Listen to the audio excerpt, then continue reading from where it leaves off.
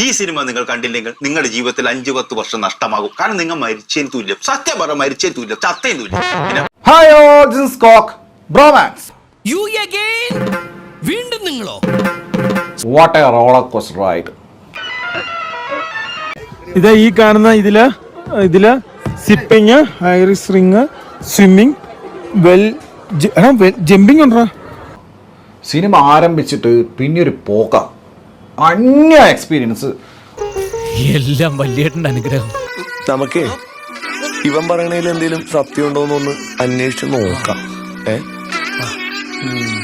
അത്രമാത്രം നല്ല സിനിമയാണ്. തുറന്ന് പറയാലോ, നിങ്ങൾ എന്തായാലും ഈ സിനിമ തിയേറ്ററിൽ പോയി കാണണം. എച്ചാതി എൻജോയ്മെന്റ് ആയിരുന്നു അറിയാം. ലൈഫിൽ 2 മണിക്കൂർ 18 മിനിറ്റ് എല്ലാം മറന്ന് ഇരുന്നങ്ങ് കണ്ട് അങ്ങോട്ട് ആസ്വദിച്ച്. 2 മണിക്കൂർ ഈ പടം ഇന്റർവെൽ ഇല്ലാതെ കാണണമെന്ന് ആഗ്രഹിച്ചവരാണ്.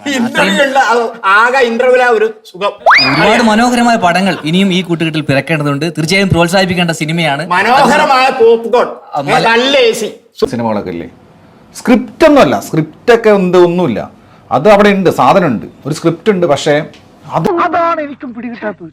മൊത്തം കൺഫ്യൂഷൻ ഇല്ല.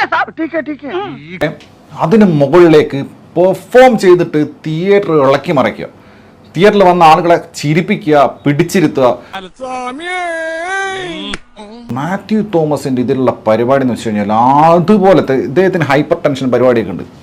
അത് വന്നിട്ട് പിന്നെ പുള്ളിയുടെ ഡയലോഗ് ഡെലിവറി, ഒരു സീനിന്റെ അകത്ത് പെർഫോം ചെയ്യുക. അതേ പറഞ്ഞത് എല്ലാം നല്ല റിവ്യൂസേ പറയിപ്പിക്കാവൂ. ഇന്നലെ ചില്ലറയ്ക്കല്ല കള്ളു കുടിച്ചത്, ഞാൻ ചെലവ് ചെയ്തത്, മറക്കണ്ട.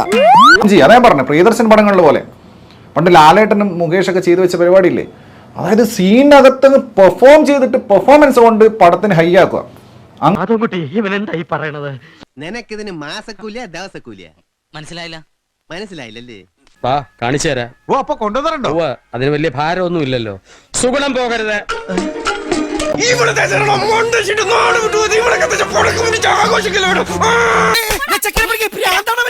എന്നോടൊക്കെ പറയുന്നതിനേക്കാൾ നല്ലതേ തല തല്ലി പൊളിക്കാണ്.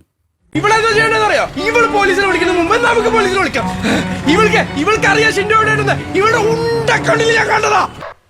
എന്തിനാ കുറയ്ക്കണേ? നിനക്ക് എന്തിന്റെ കേടാ? നല്ല അടി കൊള്ളാത്ത കേടാ. 1/2 മണിക്കൂർ സത്യം പറഞ്ഞ വെറുപ്പിക്കലിന്റെ ഒരു ഘോഷയാത്രയാണ്. എന്നാലും ഇങ്ങനെയുള്ള പെണ്ണുങ്ങൾ എന്തൊരു കുമാരാ, ഞാനൊരു വലിയ സംഭവം അല്ലേ? വേറെ ആരും ഇല്ലെങ്കിൽ എലിവിഷം വേണ്ട, ഏൽക്കില്ല. നല്ല പന്നിപ്പടക്കം വാങ്ങിക്കുക, ഈ സാധനത്തിന്റെ വായിലിട്ട് പൊട്ടിക്കുക, കൊല്ലുക. നീയും ഇവളും സെറ്റ് ആവില്ലെന്ന്. ഇവള് നിന്നെ കണ്ടോ ഇവള് വയലന്റ് ആവുന്നല്ലേ?